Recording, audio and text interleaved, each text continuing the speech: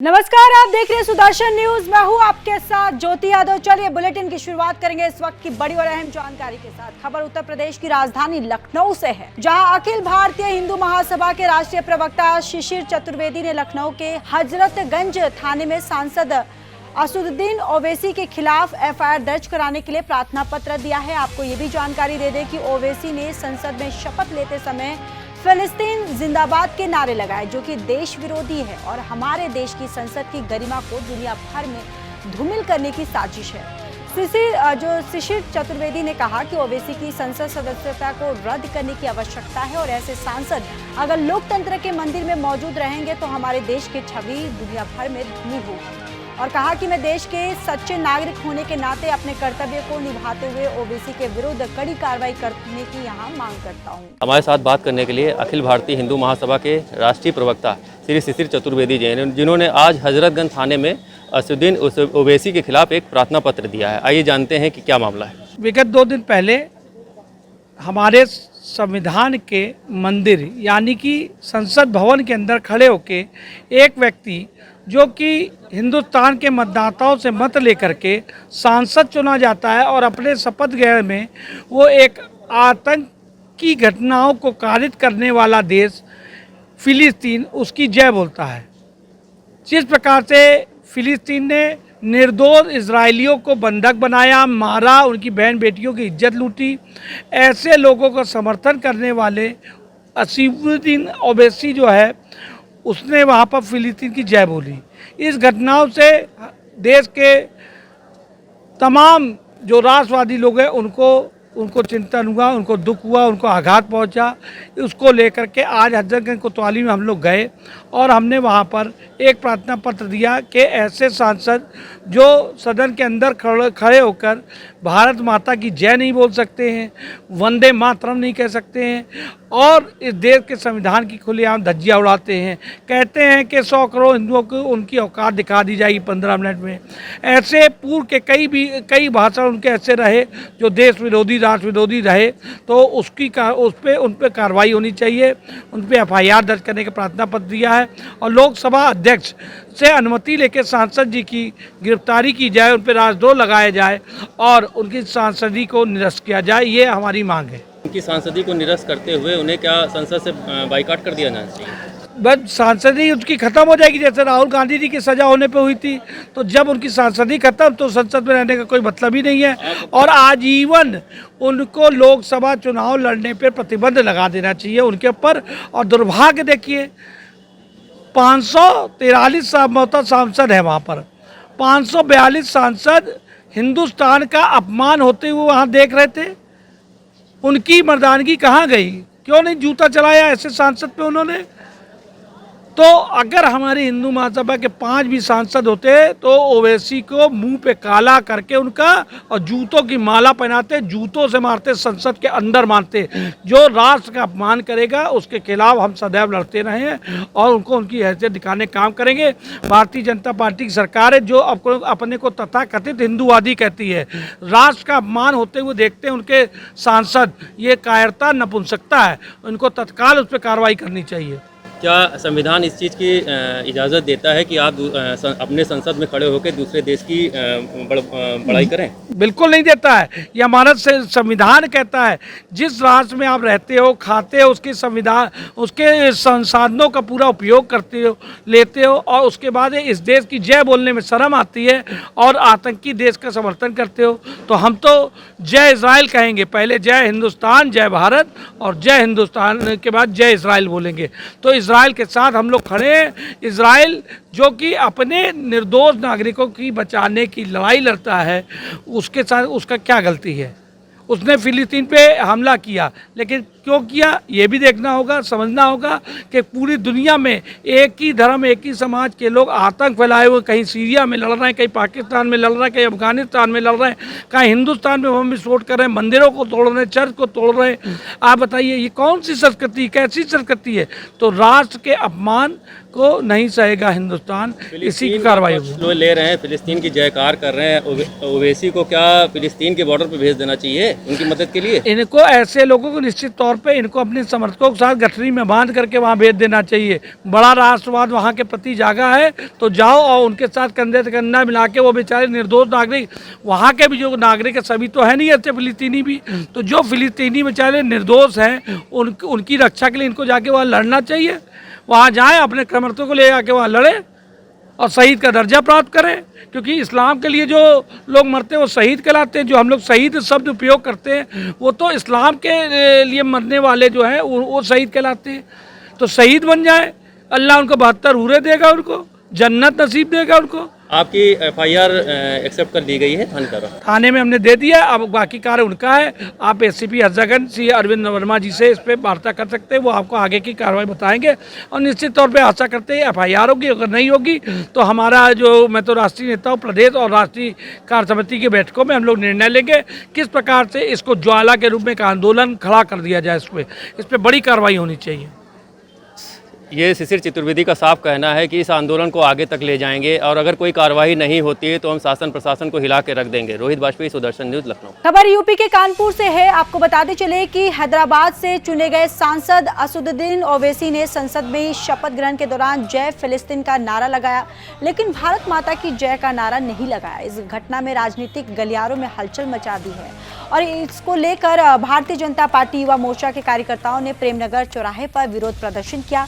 BJP Yuva Morcha ने कार्यकर्ताओं ने असदुद्दीन ओवैसी के पुतले को जलाकर अपना विरोध दर्ज किया है। प्रदर्शनकारियों ने नारेबाजी करते हुए अपने आक्रोश जताया और कार्यकर्ताओं का यह भी कहना है कि ओवैसी का ये कदम राष्ट्र विरोधी है। आज हैदराबाद के सांसद ओवैसी का हम लोग पुतला दहन कर रहे हैं। जैसे भी आपने देखा कि सब सांसद के चुनाव हुए, सब लोग सांसद निर्वाचित हुए, तो उसके बाद संसद में जिस तरीके से शपथ ग्रहण का कार्यक्रम हुआ तो ओवैसी जिस तरीके से संसद में शपथ लेने गए और जय फिलिस्तीन का नारा लगाया। आप हिंदुस्तान के हैदराबाद से सांसद निर्वाचित हुए हो, हिंदुस्तान के सांसद से सांसद निर्वाचित हुए, आप हिंदुस्तान के भारत माता की जयकार के नारे लगाने में आपको शर्म आ रही है और इतने बड़े संसद में देश के गौरव का जब पल था तो आप जय फिलिस्तीन का नारा लगा। हमारा किसी देश से विरोध नहीं है, लेकिन हमारा जो भारत में रहकर जो भारत माता की जयकार का नारा लगाता उससे कोरता विरोध है।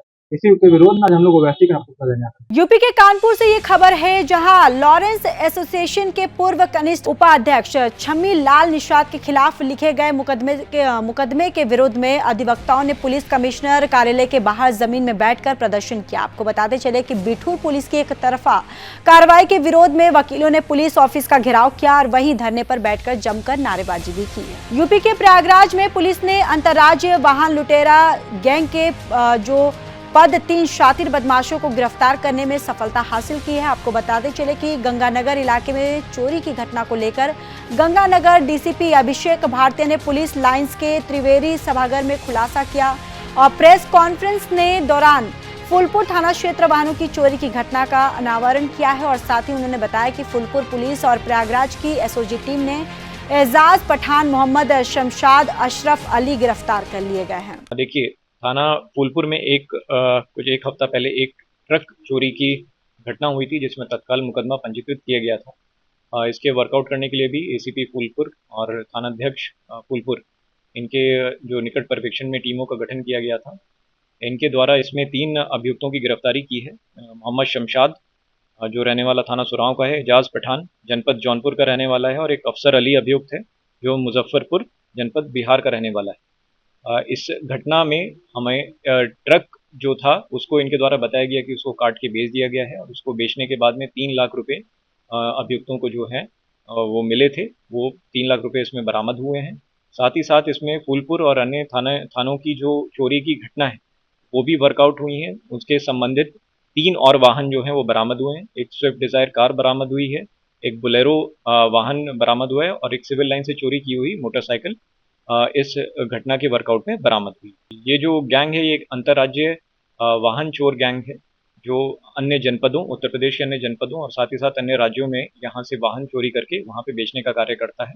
इन लोग के विरुद्ध में कठोरतम विधिक कार्रवाई की जाएगी, साथ ही साथ गैंगस्टर की भी कार्रवाई अमल में लाई जाएगी। अगली खबर यूपी के कानपुर से है, जहां लव जिहाद के मामले को लेकर बजरंग जो दल है, लोगों ने चौबेपुर के बंदी माता मोड़ पर विरोध करते हुए जमकर नारेबाजी की। आपको बताते चले कि चौबेपुर थाना क्षेत्र में मुस्लिम युवक एक नाबालिग को लेकर बीते 2 दिन पहले फरार हो गया। वहीं कुल बजरंग दल के कार्यकर्ता ने दोनों को कल्याणपुर स्टेशन पर पकड़कर पुलिस को सौंप दिया है। यूपी के मेरठ में मवाना क्षेत्र के हस्तिनापुर में बच्चों के झगड़े को लेकर विवाद हो गया, जहां पहले कहासुनी हुई और फिर लाठी डंडे चले। इस दौरान घर में घुसकर एक युवक को गोली मारी गई, जिसकी मौके पर ही मौत हो गई। इसके बाद लोगों ने हंगामा करते हुए पथराव कर दिया। इस विवाद में कई गाड़ियां भी उसे भी तोड़ी गई।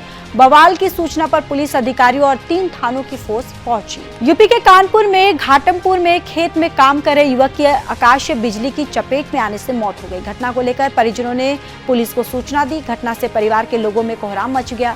वहीं पुलिस ने मृतक के शव को पोस्टमार्टम के लिए भेज दिया है। दरअसल रेवना थाना क्षेत्र के देवली गांव का ये पूरा मामला बताया जा रहा है। यूपी के संभल में गैंगस्टर के आरोपी को गिरफ्तार करने पहुंची बुलंदशहर पुलिस के साथ स्थानीय पुलिस पर ग्रामीणों ने लाठी डंडों और पत्थरों से हमला कर दिया, जहां 3 पुलिसकर्मियों की वर्दी फाड़ दी। आपको ये भी जानकारी देते चले कि संभल में एक गैंगस्टर के आरोपी को गिरफ्तार करने पहुंची बुलंदशहर की पुलिस पर भीड़ ने हमला कर गैंगस्टर आरोपी को छुड़ा लिया। कल 27/6/2024 को थाना हयातनगर में थाना औरंगाबाद पुलिस जिला बुलंदशहर से अपने गैंगस्टर में वांछित अभियुक्त रिहान को गिरफ्तार करने के लिए आई थी। जिस गिरफ्तारी के दौरान अभियुक्त रिहान के परिजन, महिलाएं व अड़ोस पड़ोस के लोगों द्वारा गिरफ्तारी में व्यवधान डाला गया, सरकारी कार्य में बाधा डाली गई, जिसके कारण पुलिस अभियुक्त को गिरफ्तार नहीं कर पाई। उसके बाद सभी अभियुक्तों के खिलाफ 19 अभियुक्तों के खिलाफ थाना हयातनगर में अभियोग पंजीकृत किया गया है, जिसमें कि 5 अभियुक्तों को गिरफ्तार कर लिया गया। शेष की गिरफ्तारी के लिए प्रयास किया जा रहा है। अग्रिम कार्रवाई नियम अनुसार की जा रही है। यूपी के रूपहीडिया में बुजुर्ग का शव मिलने से सनसनी फैल गई है। मामला रूपहीडिया थाना क्षेत्र के तेलियानी गांव स्थित नहर के पास का है, जहां आज सुबह बगमराव गांव निवासी 85 वर्षीय बुजुर्ग जमुना प्रसाद का खून से लथपथ शव सड़क के बीचों बीच पड़ा हुआ मिला। इसके बाद पूरे इलाके में सनसनी फैल गई। सूचना मिलते ही मौके पर रूपहीडिया थाना कोतवाली प्रभारी निरीक्षक शमशेर बहादुर सिंह पुलिस टीम के साथ मौके पर पहुंचे। बिहार के शिवहर में तिरुहत रेंज के आईजी शिवदीप लांडे शिवहर पहुंचे, जहां उनको गार्ड ऑफ ऑनर दिया गया। मौके पर एसपी अनंत कुमार राय, एसएसपी प्रेमचंद सिंह और एसडीपीओ अनिल कुमार मौजूद रहे। आपको ये भी जानकारी दे दें कि 1 जुलाई से जो 3 नए कानून लागू हो रहे हैं, उनको लेकर शनिवार को आईजी पहुंचे। इस दौरान शिवहर मुख्यालय में नए कानूनों के महत्वपूर्ण पहलुओं पर विस्तार से चर्चा की गई। जो 3 कानून लागू होने वाले हैं 1 जुलाई से, उसके लिए ब्रीफिंग के लिए आया था और तैयारी का एक जायजा लेने के लिए यहाँ पे आया था शिवहर में। और ये पूरी तरह से इनका ट्रेनिंग भी हुआ है, 1 महीना तक ट्रेनिंग चला है इन लोगों का। सब सक्षम है, जो भी नए परिवर्तन आ रहे हैं उसको एक्सेप्ट करने में और इम्प्लीमेंट करने में। और ये 1 तारीख को एक फंक्शन भी होगा हर पुलिस थाना में, और वहाँ के आसपास के लोगों को भी बुलाया जाएगा, उनको अवेयर भी किया जाएगा। जो 3 कानून में बदलाव हुआ है, पहले जो आईपीसी, सीआरपीसी और ये इंडियन एविडेंस एक्ट था, उसकी जगह भी बीएनएसएस और बीएसए जो आया है, तीनों जो इम्प्लीमेंट होगा। अभी देखते हैं। पहले तो हमारा प्रायोरिटी यही है कि 1 तारीख को रात के 12 बजे से जो एफआईआर स्टार्ट होगा, रजिस्टर होना, वो बीएनएस के धाराओं में होगा और उसका प्रॉपर जो एक प्रोसीजर वाइज अनुसंधान होगा, अनुसंधान चालू होगा। और मुझे लगता है कि आने वाले 10-15 दिन में एक बार ओवरव्यू आ जाएगा कि इसका फीलिंग क्या है करके, इस तीनों एक्ट का। आपको कुछ सवाल है? सर, उसके जिले सीतामढ़ी और मुजफ्फरपुर में सर लगातार आपराधिक घटना हो रही है। बिहार में एक पत्रकार की हत्या की गई है। कहाँ पे पत्रकार की? जी, मुजफ्फरपुर। मुजफ्फरपुर में जो हत्या हुई उसमें प्रेस ब्रीफ हुआ है।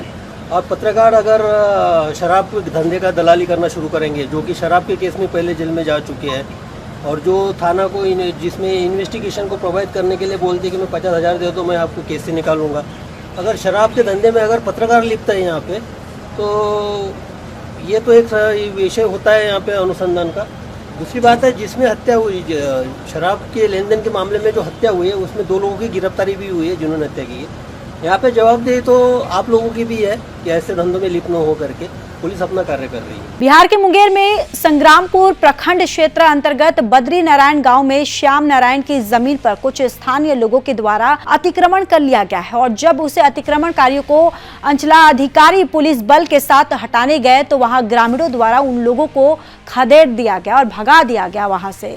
वहीं आपको ये भी जानकारी दे दें कि संग्रामपुर अंचलाधिकारी के द्वारा कुछ लोगों को चिन्हित किया गया है और उसके ऊपर कार्रवाई करने की तैयारी भी की जा रही है। और मेरे बद्री विशाल नगर में दुर्गा स्थान ज़मीन है, वहाँ पे दुर्गा स्थान के बगल में झोपड़ी दे दिया है, ज़बरदस्ती जबरन करता है उस जगह का ग्रामीण। और मेरा जिला प्रशासन से यही आग्रह है, निवेदन है कि दुर्गा स्थान को छोड़ के बाकी बात जो इधर झोपड़ी है उसका अतिक्रमण मुक्त करे। क्या नाम? अमन कुमार शर्मा। कहाँ पर वो? मौजमपुर, रामपुर पंचायत। उद्धव पासवान नाम का व्यक्ति है सर, वही पूरा प्रॉब्लम करता है। मेरे पिताजी को बार बार धमकी देता है, जब पिताजी जाते हैं खेत पे तो बोलते हैं कि मलकाट में दे के काट देंगे, इस नौवा को काट देंगे, यानी कि जान से मारने की धमकी पूर्ण रूप से देता है सर। हम लोग भी कभी कभी जाते हैं तो हमको ही मारने की धमकी देता है। ये मामला ज़मीन हमने रजिस्टर्ड खरीदा है और ख़रीद करके तब से हमारा नाम दाखिल खर्च हुआ है, धमकी कायम है। और उसी ज़मीन पर कुछ उचक्के लोग के मेल से आकर के हमको परेशान कर रहा है। और हम जब ज़मीन पर जाते हैं तो तरह तरह की धमकी देते हैं कि जान मार देंगे, फलना करेंगे, ज़मीन हमारा है छोड़ो, दुर्गा स्थान मेरा है छोड़ो। जबकि दुर्गा मेरे ज़मीन में है, दुर्गा माना ज़बरदस्ती हमारे ज़मीन में जाके बना दिया है और कहता कि मेरा है, जबकि मेरा है। तो हम कहा दुर्गा से हमको कोई लेना देना नहीं, दुर्गा सबका है और दुर्गा पूजा करे हम भी करेंगे। और बाकी जो शेष ज़मीन पर जो दखल किया है वो मेरा है, उसको हम हटाएंगे चाहे जैसे हटे। तो से हाँ, उसको हम हटाने के लिए अपना ये कर रहे हैं। उसमें ग्रामीण लोग एक धूम मचा करके आता है और हमको बेदखल करना चाहता है। और लोग उनको सफ़ेद पोश वाला भी उनको मदद देता है, गलत मदद देता है, जबकि ज़मीन हमारा है अपना और रजिस्टर्ड ज़मीन हमारा है। और 24 तक हमारा रसीद कटा हुआ है। कहता है राज्यपाल के नाम, कौन राज्यपाल? राज्यपाल का नाम कौन है? उसका भी रसीद मेरे पास साबित है और शामिल है। तो गलत बोलता है, एकदम बिल्कुल गलत बोलता है। तो फिर लिखा जिसका कोई ज़मीन नहीं है उसने लिखा, खड़ा करके लिखवा लिया और हमको परेशान कर रहा है, झूठ परेशान कर रहा है। 1992 से आज तक हमको परेशान कर रहा है और हमको बेदखल करके रखा है। हाँ, तो हमने एडीएम के यहाँ, डीएम के यहाँ, डीसीएलआर के यहाँ सबसे डिग्री लेकर के, एसडीओ के यहाँ से डिग्री लेकर के अंचल गए। अंचल से हमारा स्वीकृति मिला और अंचल स्वयं आया अतिक्रमण हटाने के लिए, उनको खदेड़ दिया, माना उचक्का दिया। मध्य प्रदेश के ग्वालियर में रेत पत्थर सहित गिट्टी के अवैध उत्खनन परिवहन भंडार के खिलाफ चलाए जा रहे अभियान को लेकर जिला खनिज अधिकारी प्रदीप भूरिया ने कहा कि कलेक्ट्रेट के निर्देशन में अवैध उत्खनन परिवहन भंडार सहित ओवरलोडेड वाहनों के खिलाफ ग्वालियर जिले में लगातार 3 दिन से प्रशासन पुलिस की संयुक्त टीम कार्रवाई कर रही है। कलेक्टर महोदय के निर्देश में हम लोग 24 तारीख से अभियान चलाकर सतत कार्रवाई कर रहे हैं। हम कंटिन्यू कार्रवाई कर रहे हैं। 24 तारीख को भी हमने 5 ट्रैक्टर रेत के और 2 लोडर जब्त किए थे शहर में और 3 भंडारण के डंप जब्त किए थे। कल भी हमने कार्रवाई करी। आज भी हम सब लोग संयुक्त कार्रवाई करके सभी एसडीएम के साथ में, पुलिस बल के साथ में हम लोग सुबह 5 बजे से प्लानिंग करके और हम लोगों ने झांसी रोड क्षेत्र के अंतर्गत कार्रवाई करी, जिसमें 3 डंप किए, जिसमें 600 घन मीटर की रेत थी। इसके बाद हमने सिरोल थाने में 8 ट्रक जब्त किए हैं गिट्टी के। और इस तरीके की हम लोग संयुक्त कार्रवाई प्रतिदिन अभी लगभग हमने 8 और 20 लगभग साधन जब्त कर दिए हैं 2-3 दिन में। इसी तरह हम लोग संयुक्त कार्रवाई निरंतर जारी रखेंगे। जब कोई सूचना मिलती है हम लोगों की टीम और रेवेन्यू की टीम संयुक्त मिलकर कार्रवाई निरंतर जारी रहेगी। कर्नाटक राज्य में मुख्यमंत्री का परिवर्तन को लेकर श्री शैल जगत गुरु डॉक्टर चत्र सिद्धाराम पंडित राय शिवाचार्य स्वामी जी ने मुख्यमंत्री परिवर्तन की मांग को लेकर बयान दिया। स्वामी जी ने लिंगायत मुख्यमंत्री की मांग की, मुख्यमंत्री पद में बदलाव और डीसीएम के पद बढ़ाए जाए, वहीं लिंगायत मंत्रियों को अधिक पद दिलाया जाना चाहिए और कहा कि चुनाव के दौरान लिंगायतों ने बड़ी संख्या में मतदान किया है। फिलहाल इस बुलेटिन में इतना ही। बाकी देश और दुनिया की तमाम बड़ी खबरों के लिए देखते रहिए सुदर्शन न्यूज। जय हिंद।